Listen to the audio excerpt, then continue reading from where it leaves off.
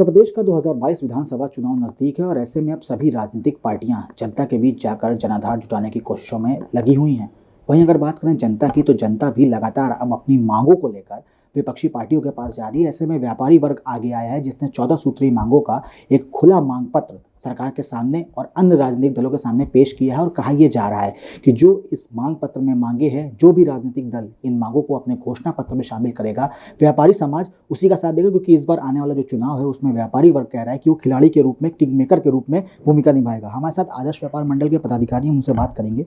Sir, क्या नाम है आपका? कमल अग्रवाल, आदर्श व्यापार मंडल, कार्यवाहक अध्यक्ष, भूतनाथ। 14 सूत्रीय मांगों का खुला मांग पत्र जारी किया गया है। कहा यह जा रहा है कि इस बार चुनाव में किंग मेकर के रूप में व्यापारी समाज आगे आएगा। ये जो 14 सूत्रीय मांगों का मांग पत्र आया है, ये कहां से निकल कर आया है, क्या मांगे हैं, किन लोगों की मांगों को इसमें शामिल किया गया और आप लोगों ने इस पूरे मांग पत्र को कंपाइल कैसे किया है? मांग पत्र हम लोगों ने पूरे अपने प्रदेश में भ्रमण किया और जगह जगह हम लोग गए और व्यापारी की जो है पीड़ा है या उसकी जो दर्द है उसको समझा। किसी को बहुत ज़्यादा व्यापारी पीड़ित है, सबसे ज़्यादा टैक्स देने वाला भी हमारा व्यापारी ही है, और उसके बाद भी उसकी किसी, चाहे पुलिस थाने में हो चाहे सरकार में हो, कहीं भी कोई सुनवाई नहीं होती है। तो उस चक्कर में हम लोग ने अपने राष्ट्रीय अध्यक्ष संजय गुप्ता जी के साथ पूरे प्रदेश का भ्रमण किया। उनके साथ जगह जगह व्यापारियों से मिले, लोकल इकाइयों से मिले और वहाँ जाके हम लोगों ने उसको बैठ के फिर विचार विमर्श किया गया। उसके बाद हम लोगों ने मांगों को रखा, जैसे हम लोग की मेन ई कॉमर्स इकाई है और जैसे सारा काम जो है समय ऑनलाइन हो गया, उसके विरोध में भी हम लोग हैं कि सरकार इस पर ध्यान दे, क्योंकि सरकार जो बनती है मेन व्यापारियों से ही बनती है और व्यापारी उसका मेन प्रचार करता है, व्यापारी सारा टैक्स देता है और सबसे ज़्यादा पीड़ित भी व्यापारी है। और आज से नहीं, सालों साल हो गए हैं, कभी व्यापारी की कोई सुनी नहीं जाती किसी गवर्नमेंट में भी। राजनीतिक दल वही हैं, Bharatiya Janata party, Congress, Samajwadi party, Bahujan Samaj party. सरकारें आपने देखी होंगी इन सभी की।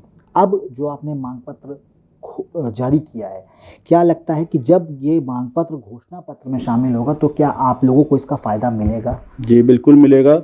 और ये गवर्नमेंट इस समय देख भी रही है, चाहे बीजेपी हो, चाहे हमारे समाजवादी पार्टी हो, बहुजन समाज पार्टी हो, ये गवर्नमेंट अब पूरा ये ध्यान दे रही है कि व्यापारी के बिना कुछ नहीं होना है। व्यापारी के साथ मिलकर ही चलेंगे तभी हमारा भला होगा, हमारी नई सरकार बनेगी, पूर्ण बहुमत में बनेगी। और यही हम लोग चाहते हैं कि सरकार जो है कोई भी आए, चाहे वो बहुजन की आए, बीजेपी की आए या समाजवादी आए, उससे हम लोग कोई मतलब नहीं। हम लोग की जो व्यथा है, जो पीड़ित है हम लोग, वो हम लोग सरकार सुने और उसी रूप में हम लोग ने मांग पत्र जारी किया है। और उसके जो हमारे मांग पत्र घोषणा पत्र में शामिल करेगा, जो हमारा साथ देगा, हम व्यापारी उसी का साथ देगा, वोटिंग भी उसी को करेगा। तो खुली बात कह दी गई है कि जो व्यापारियों की सुनेगा, व्यापारी उसकी सुनेगा। और भी व्यापारी हम उनसे बात करेंगे। सर, क्या नाम है आपका? प्रमोद बंसल, उत्तर प्रदेश आदर्श व्यापार मंडल, भूतनाथ, कोषाध्यक्ष। प्रमोद जी, 14 सूत्रीय मांगों का घोषणा पत्र जारी कर दिया गया है जी। अब बात ये जा रही है कि जो राजनीतिक पार्टियां इनको अपने घोषणा पत्र में शामिल करेंगी, आप लोग साथ उसका देंगे जी। किस तरीके से पूरा सिनेरियो रहा है, कहां से ये मांगे निकल कर आई हैं सामने, और अब जो मांग पत्र जारी किया गया है, क्या लगता है कि कौन सी पार्टी ऐसी है जो इनको अपने में शामिल कर सकती है? देखिए, वैसे तो सभी पार्टियां के लिए कोई ये दिक्कत की बात नहीं है अगर पार्टी सोच ले, क्योंकि उत्तर प्रदेश का व्यापारी क्या पूरे भारत का व्यापारी अर्थव्यवस्था की रीढ़ कहलाता है। मगर व्यापारी वर्ग को अगर उसके अपेक्षा नहीं मिलती, उसके अनुरूप उसको काम नहीं मिलता, उसके हिसाब से उसका व्यापार नहीं चल पाता, तो वो पीड़ित होता है और अपनी मेहनत करने के उपरांत उससे पूरा लाभ नहीं मिल पाता।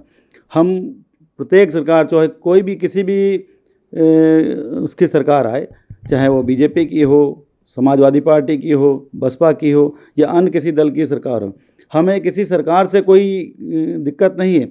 हमें सरकार से दिक्कत ये तब होती है जब हमारी बातें नहीं सुनती। हम मेहनत करते हैं, हमसे कम मेहनत करने वाला हमसे ज़्यादा अच्छे ढंग से रह पाता है। हमारे बच्चों को या हमारे परिवार को कोई सुरक्षा नहीं मिलती, हमारा उत्पीड़न होता है। अगर कोई जरा सी कोई घटना घट जाए तो व्यापारी अपने आप को अकेला समझता है, सरकार की तरफ से उसे कोई हेल्प नहीं मिलती। हम चाहते हैं कि अगर सरकार, हमारे जो जीएसटी हम भरते हैं उसमें एक थोड़ा सा, चाहे हमसे आप 100-200 रुपये उसका टैक्स एक्स्ट्रा ले लीजिए, हमारा लगभग 15 लाख रुपए का सालाना स्वास्थ्य बीमा हमारा कराया जाए, जो हमारी मांग पत्र में शामिल है। हमारा कोई किसी व्यापारी की किसी दुर्घटनावश या कैसे भी मृत्यु हो जाती है, उसको उसके परिवार को ये सहायता दी जाए। और ये जो ई कॉमर्स कंपनियां हैं जो कुछ बिगड़ कुछ लगाए हुए भारत के नियमों का उल्लंघन करते हुए काम कर रही हैं, अनाप शनाप पैसा कमा रही हैं, डुप्लीकेट माल बेच रही हैं। अगर व्यापारी कोई सामान गलत बेचता है तो उसको परेशान किया जाता है, और ई कॉमर्स कंपनियां अगर कोई सामान कैसे भी बेच देती हैं उसके ऊपर कोई प्रतिबंध नहीं। हम चाहते हैं कि हमारी मांगों को कोई भी पार्टी, जो पार्टी हमारी मांगों को अपने मांग पत्र में शामिल करेगी, व्यापारी वर्ग उसके साथ होगा, उसको वोट देगा और उसको जिताने का भरपूर प्रयास करेगा। प्रमोद जी, एक छोटा सा सवाल और है।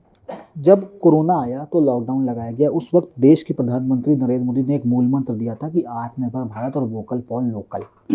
इसकी बातें भी तेजी से उठी, एमएसएमई सेक्टर को बढ़ावा दिया गया। हालांकि ये जो आपका मांग पत्र है उसमें पहली मांग ई कॉमर्स को लेकर है, तो क्या आपको लगता है कि जो ई कॉमर्स सुविधा है, क्या उससे वोकल फॉर लोकल और आत्मनिर्भर भारत की जो नींव है वो मजबूती नहीं दी पाएगी? बिल्कुल, देखिए इस तरह का जैसे अभी तो चल रहा है, उससे तो ई कॉमर्स की नीति में मतलब हम लोग को नहीं लगता कि वोकल फॉर लोकल चलेगा, क्योंकि लोकल आदमी जो गरीब आदमी है वो अपनी बात रख ही नहीं सकता। जो करोड़पति अरबपति आदमी है, जिसके पास दुनिया के पैसे हैं, या जो नाना प्रकार के विदेशियों से जिसको सुविधा मिली है, वही अपना माल ई कॉमर्स लाइन पे बेच पाएगा। हम समझते हैं कि गरीब आदमी जो बेचारा अपना रोज़मर्रा की ज़िंदगी जीवन यापन के लिए उसने थोड़ा सा माल बनाया तैयार करेगा, तो वो वहाँ तक पहुँचने के लायक ही नहीं, वो क्या सोचेगा। हम गवर्नमेंट से, जो भी गवर्नमेंट बने उससे यही मांग करते हैं कि एक ऐसा पोर्टल बनाया जाए जिसमें गरीब से गरीब आदमी भी जो है अपने सामान को बेचने के लिए अपना उसमें इन्वॉल्वमेंट कर सके। यही मांग के साथ हमारे जो है प्रदेश अध्यक्ष जी ने और हम लोग ने सबने मंथन करके ये 14 सूत्री मांगों का जो है एक घोषणा पत्र जारी किया है। इसको जो भी आने वाली जो सरकार या जो भी पार्टी, राष्ट्रीय पार्टी या कैसी भी पार्टी अपने मांग पत्र में शामिल करेगी, व्यापारी उसी का साथ देने की कोशिश करेगा। और हम विश्वास करते हैं कि कोई ना कोई पार्टी तो हमारी इतनी मेहनत को अपने ओर ध्यान देगी और अपने घोषणा पत्र में हमारी मांगों को सम्मिलित करेगी।